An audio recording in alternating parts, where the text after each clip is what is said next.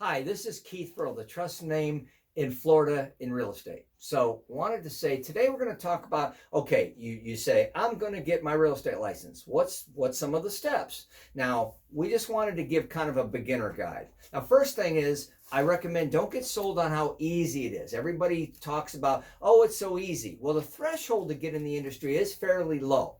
It's not super expensive, and there are companies that sponsor. But understand, if those companies sponsor, they're only sponsoring the license part. They don't pay the as far as the class, they don't pay typically for you to actually pay the board dues and the state licensing requirements. So it's kind of important to know that. Now, the most important thing when you get started in wanting to go down the path of real estate is to understand that you need a mentor. You need somebody to give you advice. Now, that could be a family member, it could be somebody who's in real estate. But when it comes to actually practicing real estate, there's a reason why it's called practicing real estate, because it's very difficult. You can go to these companies that are great, that have all the classes and all those things, and those are wonderful. But at the end of the day, when you actually get deals, or it's like, which class do I take first? Which book do I read? What do I do with me based on my lifestyle, based on what my goals are? Because if you've got your goals, that's the key. You've got your plan, your goals, get a good mentor. Licensing is going to vary from state to state, and understand that it is 6 times harder, takes 6 times longer, and costs 6 times more than you can imagine.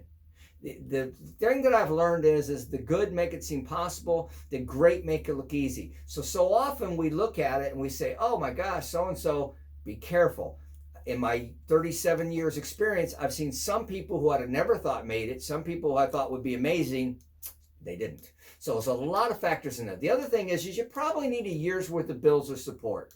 And that's important because people often say, oh, well, in 2 months, I'll make all this money. Maybe you'll be the one out of 10,000, but generally I like to look at the bell curve. So have a year's worth of income saved up. 6 months might be okay if you work 16-hour days, but be careful, because whatever you do today, you're not getting paid for 2 or 3 months, and the expenses keep coming.